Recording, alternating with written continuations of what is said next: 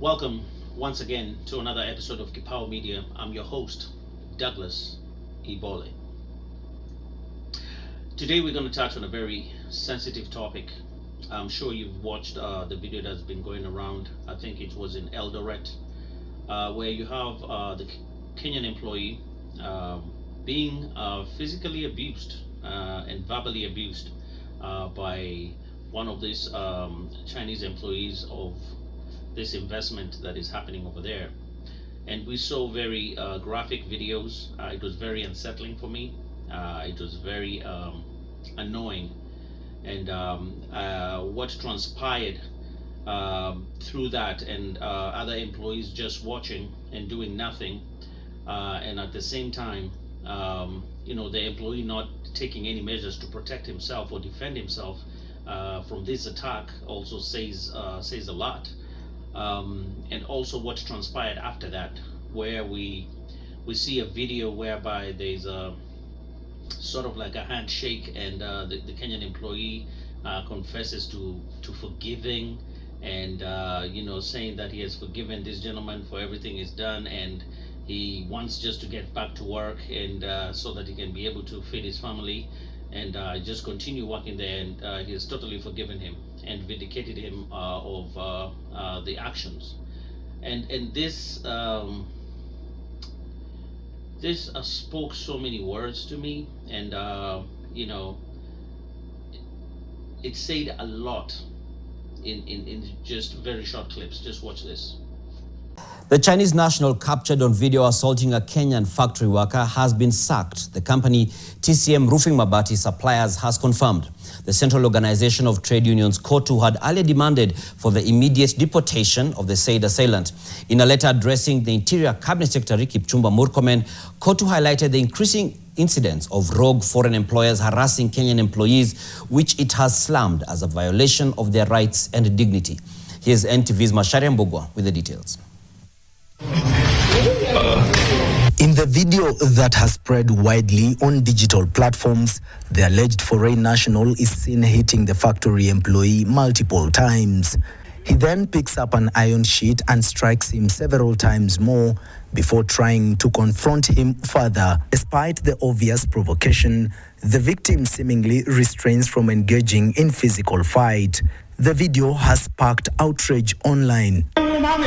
In their letter, KOTU has demanded the Ministry of Interior to act by deporting the foreign national, showing concerns to the increasing related cases in the country and the need to regain public and workers' trust over their safety and rights. Later, in another unverified viral video, the two are seen shaking hands, and the employee saying that he has forgiven the aggressor, stating that it is because he wants to continue with his job despite the public uproar, and would resolve any other situation better in future.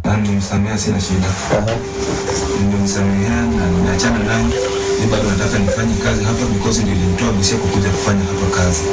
Next time kama kuna shida aniti tuongee kwa ofisi, then kama kuna shida nitakubali makosa yangu. Lakini kwa yote nimemsamehea, sitasikiza maneno ya watu. Hiyo imeisha hivyo.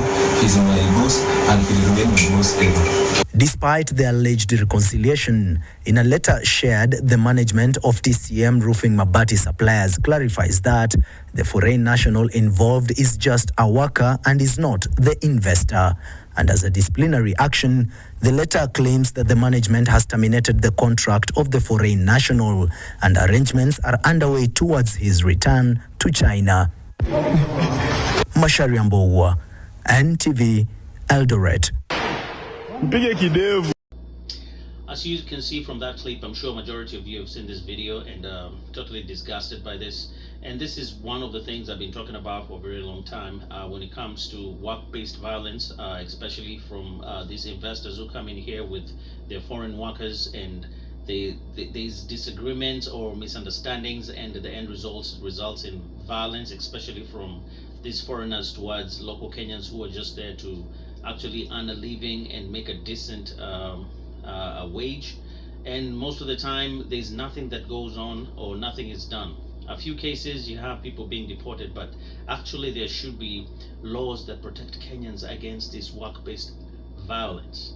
there has to be laws that protect local Kenyans against this work-based violence, because I believe that our people deserve some dignity, no matter what position they are in society, no matter how poor they are. They have and they deserve dignity every day, 360. It is very unfortunate that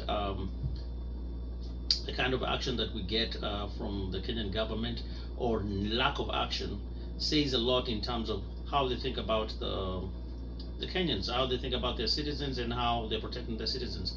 The Ministry of Labor, this comes to your docket. It lies next to your door, because this is the ministry that's supposed to be in charge of the laws, labor laws, and the conditions of everyone who is working, and ensuring that especially foreign investors, when they come to the country, they respect the laws of the land and they respect the people of the land. It is very important that Kenyans are given the protection that they deserve from the government of Kenya. Kenyan workers are taxpayers. Kenyan workers vote for government officials who end up representing them. Kenyan workers also vote for the president of the country, who ends up appointing different individuals into different dockets. And I believe that there is a big responsibility in terms of making sure that Kenyans are protected in every way, during their daily lives, out in the streets, as well as at work. These incidences have been so persistent that I've been watching and not understanding why the government has not implemented any law or made it clear to foreign investors that if you touch a Kenyan or abuse a Kenyan or hit a Kenyan while at work, if it's not defending yourself and you're the perpetrator, there are consequences. One, you'll be arrested. Second, you'll be taken to jail. Then after jail, you will be deported. It needs to be as clear as that. If you are found guilty, or there's video evidence, clear video evidence showing that is the case. Another case was another video that I saw from, I think it was in Mombasa, where you have this white gentleman assaulting police officers inside the police station. This is something that cannot be accepted, especially if a Kenyan tried to do that. That will be the end. They will beat you up, plus they will lock you up. That will be the results. But what did we see? We saw a very passive response. We saw a very sort of like lack of initiative even by the police to arrest him and put him in cell. And what is coming from this case is that now the case is, it almost seems like the gentleman was mad, or he has a mental issue, and I don't know if he's released. I don't know if he's released. They said he was going to be deported. I don't know if he's released. I don't know if he was in the country legally. I don't know what his immigration status is. But I believe this is something that needs to be taken seriously. He needs to go to court. He needs to answer for charges of assaulting a police officer while doing, or rather, while performing their duties. He needs to answer a case, and a verdict needs to be given, because we cannot continue to encourage this kind of behavior in our country and making our people suffer and not feel the full rights of being a Kenyan. Every Kenyan should have protection. Every Kenyan should have the dignity that they deserve, and they should be shown dignity not only by the government but also by any foreign investor who comes into the country. So this is a topic that is very touching, and I'd like everybody to contribute to it. Let me know in the comment section what you think about it. What should the Ministry of Labor do? What should the government do? What is the responsibility of government? What should be the way forward from now in terms of dealing with these issues? How should foreign investors be advised and be cautioned against this? What should be the reaction of Kenyans, even the Kenyans themselves who are being assaulted? What should be their reaction? If somebody is assaulting you, you have a right to defend yourself with full force. We don't care if you get sacked. Kenyans will contribute and help and support you in whichever way that they can to assist you to move on with your life. But you cannot be there passive and just allowing anybody to just abuse you, and you're standing there and you're not doing anything. You have to respect yourself as well. Fight back and we shall take care of you. Let this be a lesson and let this be a precedent. If anybody tries to assault you, you have to fight and defend yourself and let the case go forward, and it will be hard and you will be found innocent, especially if you are defending yourself and they were the aggressor. Okay? So let me know in the comment section what you think. I'm your host, Douglas Ebole. This is Kipao Media.